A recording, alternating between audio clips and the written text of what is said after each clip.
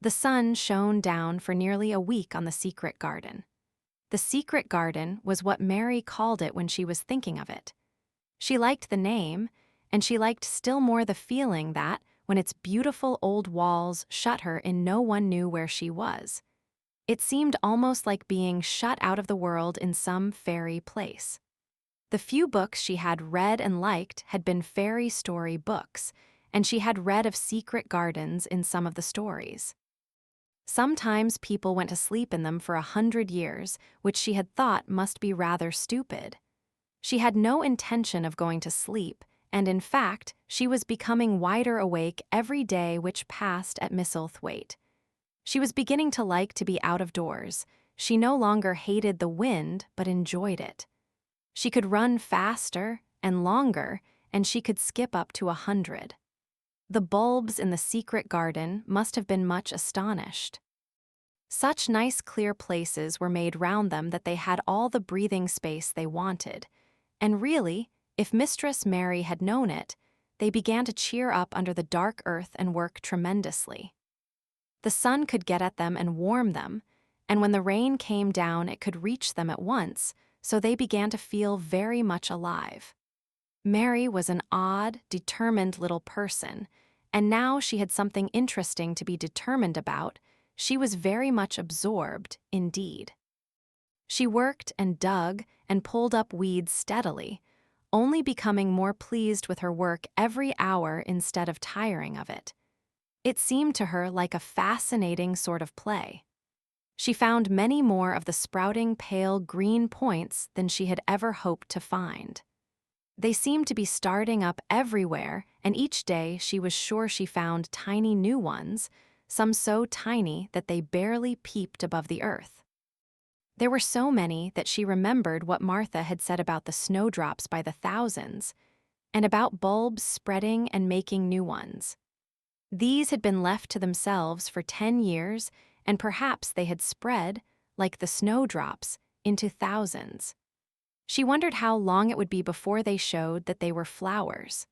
Sometimes she stopped digging to look at the garden and try to imagine what it would be like when it was covered with thousands of lovely things in bloom. During that week of sunshine, she became more intimate with Ben Weatherstaff. She surprised him several times by seeming to start up beside him as if she sprang out of the earth.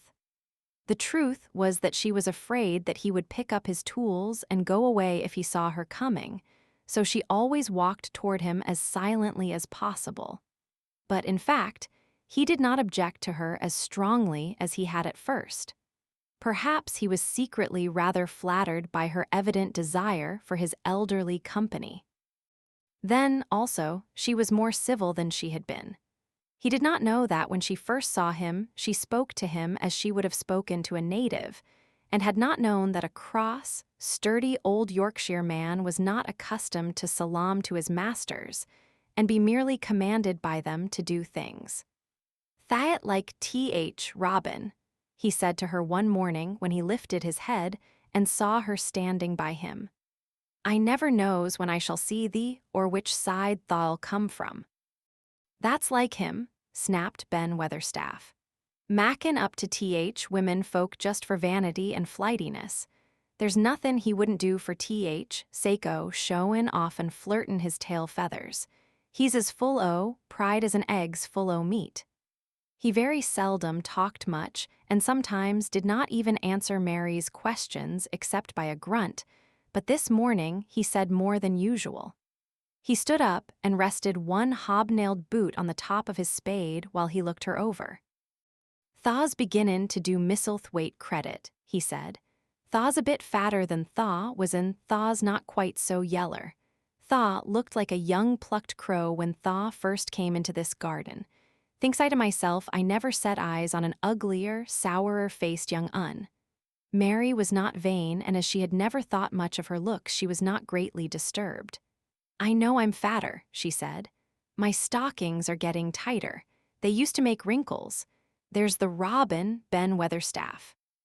There indeed was the robin, and she thought he looked nicer than ever.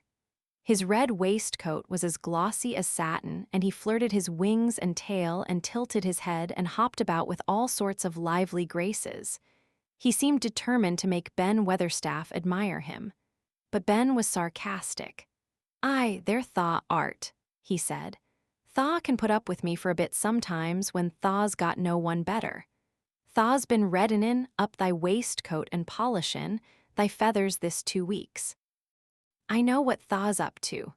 Thaw's courtin' some bold young madam somewhere, tellin' thy lies to her about Bane, finest cock robin on Misselmore, and ready to fight all rest of 'em." The robin was evidently in a fascinating, bold mood. He hopped closer and closer and looked at Ben Weatherstaff more and more engagingly. He flew on to the nearest currant bush and tilted his head and sang a little song right at him. "Thaw thinks thaw'll get over me by doin' that," said Ben, wrinkling his face up in such a way that Mary felt sure he was trying not to look pleased. "Thaw thinks no one can stand out against thee. That's what Thaw thinks." The robin spread his wings. Mary could scarcely believe her eyes. He flew right up to the handle of Ben Weatherstaff's spade and alighted on the top of it. Then the old man's face wrinkled itself slowly into a new expression. He stood still as if he were afraid to breathe, as if he would not have stirred for the world, lest his robin should start away. He spoke quite in a whisper. "Well, I'm danged," he said as softly as if he were saying something quite different. "Thaw does know how to get at a chap, Thaw does. Thaw's fair unearthly, Thaw's so knowin'." And he stood without stirring, almost without drawing his breath, until the robin gave another flirt to his wings and flew away. Then he stood looking at the handle of the spade as if there might be magic in it, and then he began to dig again and said nothing for several minutes. But because he kept breaking into a slow grin now and then, Mary was not afraid to talk to him. "But if you wanted to make a flower garden," persisted Mary, "what would you plant?" "Well, yes, I do. I was learned that by a young lady I was gardener to. She had a lot in a place she was fond of, and she loved 'em like they was children, or robins. I've seen her bend over and kiss 'em." He dragged out another weed and scowled at it. "That were as much as 10 year ago." "Heaven," he answered, and drove his spade deep into the soil, "'cording to what parson says. Did they quite die? Do roses quite die when they are left to themselves?" she ventured. "Well, I'd got to like 'em, and I liked her, and she liked 'em," Ben Weatherstaff admitted reluctantly. "Once or twice a year I'd go and work at 'em a bit, prune 'em and dig about roots. They run wild, but they was in rich soil, so some of 'em lived. When they have no leaves and look gray and brown and dry, how can you tell whether they are dead or alive?" inquired Mary. "Wait till spring gets at 'em. Wait till sun shines on rain and rain falls on sunshine, and then thaw'll find out. Look along twigs and branches, and if thaw sees a bit of a brown lump swelling here and there, watch it after warm rain and see what happens." He stopped suddenly and looked curiously at her eager face. "Why does Thaw care so much about roses and such all of a sudden?" he demanded. I want to play that I have a garden of my own," she stammered. There is nothing for me to do. I have nothing and no one." "Well," said Ben Weatherstaff slowly, as he watched her, "that's true. Thaw hasn't." He said it in such an odd way that Mary wondered if he was actually a little sorry for her. She had never felt sorry for herself. She had only felt tired and cross because she disliked people and things so much. But now the world seemed to be changing and getting nicer. If no one found out about the secret garden, she should enjoy herself always. She stayed with him for 10 or 15 minutes longer and asked him as many questions as she dared. He answered every one of them in his queer grunting way, and he did not seem really cross and did not pick up his spade and leave her. He said something about roses just as she was going away, and it reminded her of the ones he had said he had been fond of. He said it in his grumbling voice, and then quite suddenly he seemed to get angry with her, though she did not see why he should. "Now look here," he said sharply. Don't thaw ask so many questions. That th worst wench for askin' questions I've ever come across. Get thee gone and play thee. I've done talkin' for today. And he said it so crossly that she knew there was not the least use in staying another minute. She went skipping slowly down the outside walk, thinking him over and saying to herself that, queer as it was, here was another person whom she liked in spite of his crossness. She liked old Ben Weatherstaff. Yes, she did like him. She always wanted to try to make him talk to her. Also, she began to believe that he knew everything in the world about flowers. There was a laurel-hedged walk which curved round the secret garden and ended at a gate which opened into a wood in the park. She thought she would skip round this walk and look into the wood and see if there were any rabbits hopping about. She enjoyed the skipping very much, and when she reached the little gate she opened it and went through because she heard a low, peculiar whistling sound and wanted to find out what it was. It was a very strange thing indeed. She quite caught her breath as she stopped to look at it. A boy was sitting under a tree, with his back against it, playing on a rough wooden pipe. He was a funny-looking boy about 12. He looked very clean and his nose turned up, and his cheeks were as red as poppies, and never had Mistress Mary seen such round and such blue eyes in any boy's face. And on the trunk of the tree he leaned against, a brown squirrel was clinging and watching him, and from behind a bush nearby, a cock pheasant was delicately stretching his neck to peep out, and quite near him were 2 rabbits sitting up and sniffing with tremulous noses. And actually it appeared as if they were all drawing near to watch him and listen to the strange, low little call his pipe seemed to make. When he saw Mary, he held up his hand and spoke to her in a voice almost as low as, and rather like his piping. Mary remained motionless.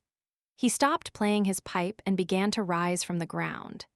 He moved so slowly that it scarcely seemed as though he were moving at all, but at last he stood on his feet, and then the squirrel scampered back up into the branches of his tree.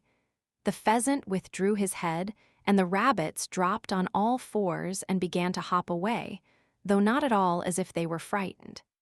Then Mary realized that somehow she had known at first that he was Dickon. Who else could have been charming rabbits and pheasants as the natives charm snakes in India? He had a wide, red, curving mouth, and his smile spread all over his face. I got up slow, he explained, because if Thaw makes a quick move, it startles 'em. A body as to move gentle and speak low when wild things is about. He did not speak to her as if they had never seen each other before, but as if he knew her quite well. Mary knew nothing about boys, and she spoke to him a little stiffly because she felt rather shy. He stooped to pick up something which had been lying on the ground beside him when he piped. I've got garden tools. There's a little spade and rake and a fork and hoe. They are good uns. There's a trowel, too. And woman in shop threw in a packet a white poppy and 1 blue larkspur when I bought other seeds. She wished she could talk as he did. His speech was so quick and easy. It sounded as if he liked her and was not the least afraid she would not like him, though he was only a common moor boy, in patched clothes and with a funny face and a rough, rusty red head. As she came closer to him, she noticed that there was a clean, fresh scent of heather and grass and leaves about him, almost as if he were made of them. She liked it very much, and when she looked into his funny face with the red cheeks and round blue eyes, she forgot that she had felt shy. They sat down, and he took a clumsy little brown paper package out of his coat pocket. He untied the string, and inside there were ever so many neater and smaller packages with a picture of a flower on each one. There's a lot o' mignonette and poppies, he said. Mignonette's sweetest smellin' thing as grows, and it'll grow wherever you cast it, same as poppies will. Them as'll come up and bloom if you just whistle to 'em, them's nicest of all. The chirp came from a thick holly bush, bright with scarlet berries, and Mary thought she knew whose it was. "Aye," said Dickon, as if it was the most natural thing in the world. "He's callin' someone he's friends with. That's same as sayin', 'Here I am, look at me, I wants a bit of a chat.' There he is in the bush, whose is he?" "Aye, he knows thee," said Dickon in his low voice again. "And he likes thee. He's took thee on. He'll tell me all about thee in a minute." He moved quite close to the bush with the slow movement Mary had noticed before, and then he made a sound almost like the robin's own twitter. The robin listened a few seconds, intently, and then answered quite as if he were replying to a question. "Do you think he is?" cried Mary eagerly. She did so want to know. "Do you think he really likes me?" "He wouldn't come near thee if he didn't," answered Dickon. "Birds is rare choosers, and a robin can flout a body worse than a man. See, he's making up to thee now. Cannot thaw see a chap, he's sayin'," and it really seemed as if it must be true. He so sidled and twittered and tilted as he hopped on his bush. Dickon's grin spread until he seemed all wide, red, curving mouth, and he rubbed his rough head. "I think I do, and they think I do," he said. "I've lived on more with 'em so long. I've watched 'em break shell and come out and fledge and learn to fly and begin to sing, till I think I'm one of 'em. Sometimes I think P-raps I'm a bird, or a fox, or a rabbit, or a squirrel, or even a beetle, and I don't know it." He laughed and came back to the log and began to talk about the flower seeds again. He told her what they looked like when they were flowers. He told her how to plant them and watch them and feed and water them. "See here," he said suddenly, turning round to look at her. "I'll plant them for thee myself. Where is thaw garden?" Mary's thin hands clutched each other as they lay on her lap. She did not know what to say, so for a whole minute she said nothing. She had never thought of this. She felt miserable, and she felt as if she went red and then pale. It was true that she had turned red and then pale. Dickon saw her do it, and as she still said nothing, he began to be puzzled. "I don't know anything about boys," she said slowly. "Could you keep a secret if I told you one? It's a great secret. I don't know what I should do if anyone found it out. I believe I should die." She said the last sentence quite fiercely. Dickon looked more puzzled than ever and even rubbed his hand over his rough head again, but he answered quite good-humoredly. "I'm keepin' secrets all time," he said. "If I couldn't keep secrets from other lads, secrets about foxes' cubs and birds' nests and wild things' holes, there'd be not safe on more. I can keep secrets." Mistress Mary did not mean to put out her hand and clutch his sleeve, but she did it. "I've stolen a garden," she said very fast. "It isn't mine, it isn't anybody's. Nobody wants it, nobody cares for it, nobody ever goes into it. Perhaps everything is dead in it already, I don't know. I don't care, I don't care. Nobody has any right to take it from me when I care about it, and they don't. They're letting it die, all shut in by itself," she ended passionately, and she threw her arms over her face and burst out crying, "Poor little Mistress Mary." "Ah." He said, drawing his exclamation out slowly, and the way he did it meant both wonder and sympathy. "I've nothing to do," said Mary. "Nothing belongs to me. I found it myself, and I got into it myself. I was only just like the robin, and they wouldn't take it from the robin." Mistress Mary got up from the log at once. She knew she felt contrary again and obstinate, and she did not care at all. She was imperious and Indian, and at the same time hot and sorrowful. She led him round the laurel path and to the walk where the ivy grew so thickly. Dickon followed her with a queer, almost pitying look on his face. He felt as if he were being led to look at some strange bird's nest and must move softly. When she stepped to the wall and lifted the hanging ivy, he started. There was a door, and Mary pushed it slowly open, and they passed in together, and then Mary stood and waved her hand round defiantly. "It's this," she said. "It's a secret garden, and I'm the only one in the world who wants it to be alive." "Eh," he almost whispered. "It is a queer, pretty place. It's like as if a body was in a dream."